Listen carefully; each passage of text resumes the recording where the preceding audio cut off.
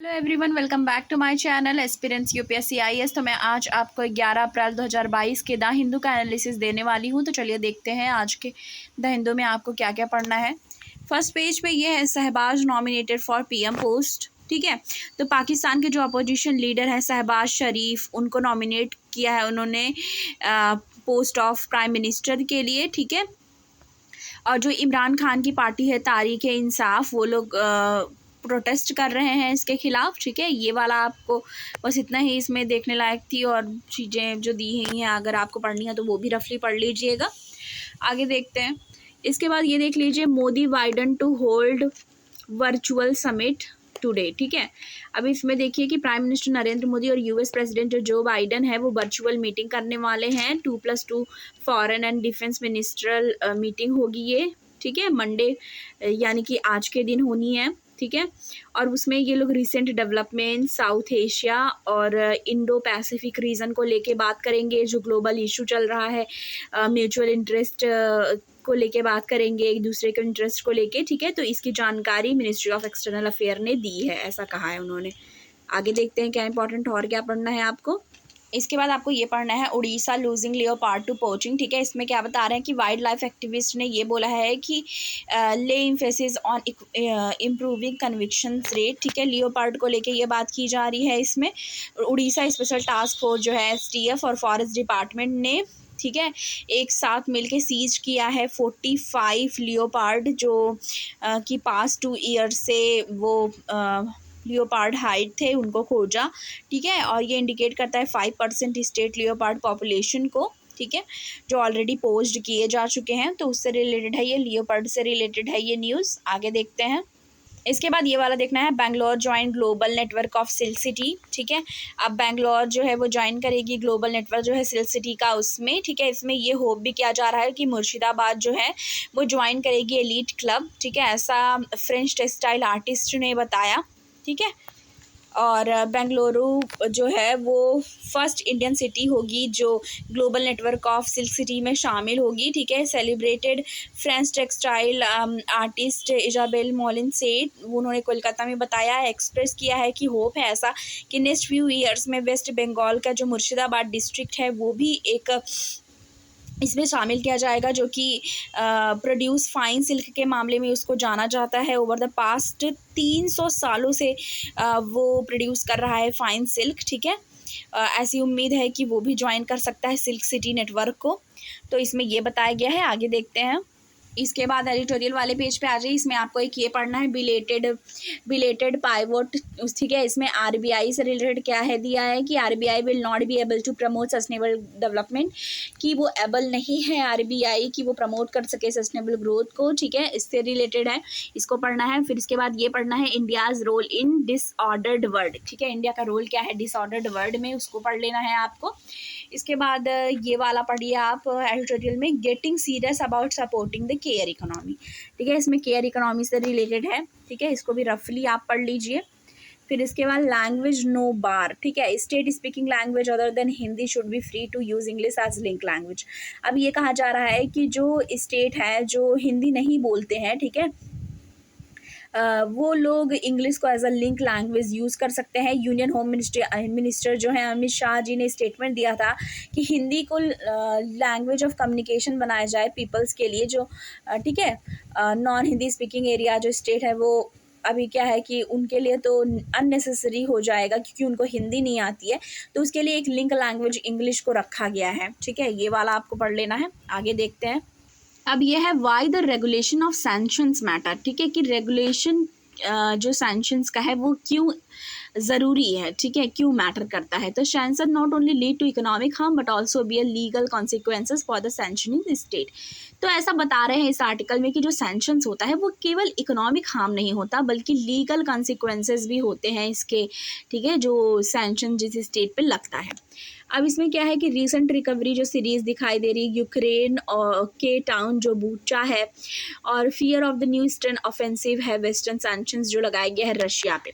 अब रशिया पे जो सैंक्शंस लगाए गए हैं उसको रिलेटेड है कि मतलब ये कह लीजिए कि एक हिसाब से ये कहना है कि वो ना ही इकोनॉमिक हार्म पहुंचाएगा बल्कि एक कॉन्सिक्वेंस होगा, उनके लीगल कॉन्सिक्वेंसेस भी होगा सैंक्शंस रेट के। तो ये वाला आपको पढ़ना है। उसके बाद ये पढ़िए the best chance for architecture, ठीक है। इसमें क्या लिया है, बता रहे हैं कि बेस्ट चांस क्या है आर्किटेक्चर का। इसमें बता रहे हैं कि the national education policy is the best chances to set right architecture education. तो अभी ऐसा बोल जा रहा है कि जो नेशनल एजुकेशन पॉलिसी, नई एजुकेशन पॉलिसी जो आई हुई है, वो एक चांस हो सकता है सेट करने के लिए राइट आर्किटेक्चर एजुकेशन को, ठीक है। और रिसेंट डॉक्यूमेंट जो है, ठीक है, उसमें यह है कि नेशनल एजुकेशन पॉलिसी जो है वो एक बहुत ही प्रोफेशनल एजुकेशन का रोल प्ले करने वाली है, ठीक है।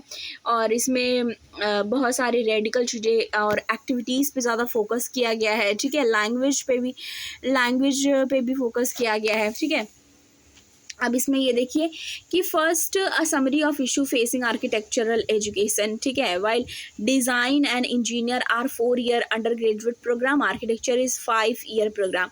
अभी आर्किटेक्चर 5 ईयर प्रोग्राम होता है, जबकि जो इंजीनियरिंग प्रोग्राम है वो 4 सालों का होता है, ठीक है। तो एक जस्टिफिकेशन इसमें ये दिया जा रहा है कि लॉन्ग और जो रिगरस कोर्स हो जाएगा, ठीक है, नेसेसरी और इंस्टीट्यूशनल ट्रेनिंग और प्रोफेशनल रेडी स्टूडेंट के लिए। तो आर्किटेक्चर की बात की जा रही है, आर्किटेक्चर को बढ़ावा देने की बात की जा रही है, और नेशनल एजुकेशन पॉलिसी कैसे एक बेस्ट चांस हो सकता है आर्किटेक्चरल एजुकेशन के लिए, उस बारे में भी इस आर्टिकल में बात किया गया है। इसको भी आपको पढ़ लेना है। आगे देखते हैं, टेक्स्ट एंड कॉन्टेक्स्ट वाले पे आ जाएंगे। तो इसमें है the no confidence vote in Pakistan. अभी पाकिस्तान में नो कॉन्फिडेंस वोट आ गया है, आपने देखा है, इमरान खान की गवर्नमेंट के खिलाफ, और अभी न्यू प्रेसिडेंट को नॉमिनेट किया गया है। तो ये article all about no confidence vote जो पाकिस्तान में हैपन हुआ है उससे रिलेटेड है, ठीक है। और तो इसमें कुछ इंपॉर्टेंट पॉइंट साइड पे दिया रहता है। इसमें बता रहे हैं कि नेशनल असेंबली के जो सेक्रेटरीयाट है पाकिस्तान का, एक्सेप्ट किया है नॉमिनेशन पेपर, ठीक है। Joint opposition candidate Shahbaz Sharif का as the new PM nominate किया गया है उन्हें, ठीक है। और ये देख लीजिए, और वोटिंग जो है वो मंडे को 2 बजे होनी है, ऐसा कहा जा रहा है। तो बस इसमें no confidence vote in Pakistan को लेके है। आगे देखते हैं और क्या पढ़ना है। अभी इसमें क्या है, Ukraine crisis to headline India US 2+2 dialogue, 2+2 meet, sorry. तो यूक्रेन क्राइसिस हुई, ठीक है, अभी चल ही रही है एक हिसाब से, जो रशिया ने वॉर लाया है यूक्रेन में, सब चीज़ें हो ही रही हैं। अभी ये देखिए, ये 2+2 मीट होने वाली है, India and US will hold, ठीक है, 4th annual 2+2 defence and foreign ministry dialogue होगा, ठीक है, मंडे को, ठीक है। इसमें यूक्रेन की बातों पे भी डिस्कस किया जाएगा, और इसमें बहुत सारे एजेंडा शामिल है। अब लास्ट मीटिंग जो हुई थी वो अक्टूबर 2020 में हुई थी। एजेंडा जो था डिस्कशन के लिए वो था reflecting breath of comprehensive global strategic partnership को लेके बात हुई थी। 2 साइड्स विल डिस्कस, क्या बात डिस्कस करेंगे, अभी जो ये होने वाला है मीटिंग उसमें डिस्कस किया जाएगा डिफेंस से रिलेटेड, साइंस एंड टेक्नोलॉजी से रिलेटेड, पर्टिकुलरली जो इमर्जिंग टेक्नोलॉजी है उसको लेके, क्लाइमेट को लेके, पब्लिक हेल्थ को लेके, ठीक है। और कोविड-19 पैंडेमिक का क्या असर पड़ा है सारी चीज़ों पे, उसको लेके बात की जाएगी, ठीक है। और यूक्रेन का भी जो चीज़ें हैं वो भी डिस्कस किया जाएगा, तो उससे रिलेटेड है ये न्यूज़, ठीक है। Defence, science, technology, climate, public health, building supply chain, ये सब हाई एजेंडा में रखा गया है बात करने के लिए। इंडिया और यूएस दोनों बात करेंगे इस मुद्दे पे। आगे देखते हैं और क्या इंपॉर्टेंट है आज, और क्या पढ़ना है।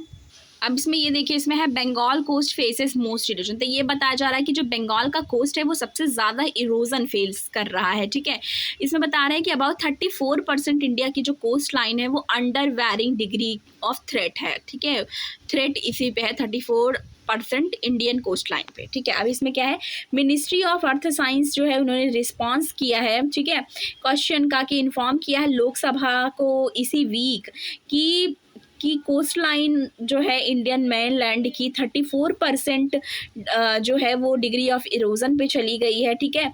और 26% जो है क्रिएटिंग नेचर्स पे है, रिमेनिंग 40% स्टेबल स्टेट पे है, ठीक है। तो इसको लेकर के इसमें बात करी गई है कि किस तरीके से जो बंगाल कोस्ट है वो क्राइसिस इरोजन फेस कर रही है, इरोजन हो रहा है वहाँ पे, किस तरीके से फेस कर रही है। अब ये देखिए, उसके बाद ये वाले पे है, Indian learning poverty has shot up, ठीक है। अब ये पोस्ट कोविड लर्निंग जो है चिल्ड्रन के लिए, वो उस पर बात की गई है कि कैसे एक्सेलरेट होगा, ठीक है। और ये बताया है वर्ल्ड बैंक के ऑफिशियल्स ने बोला है।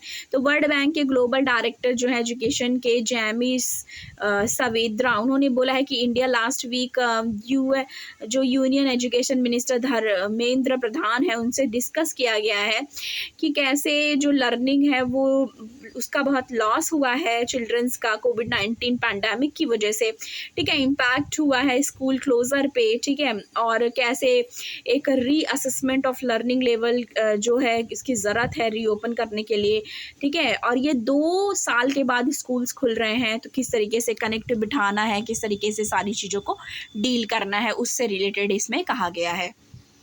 तो आज के द हिंदू के न्यूज़पेपर में इतना ही, और फिर मिलती हूँ मैं आपको नेक्स्ट वीडियो के साथ। और प्लीज़ आप चैनल को लाइक करें, ज़्यादा से ज़्यादा शेयर करें और चैनल को सब्सक्राइब करना ना भूलें। Thank you.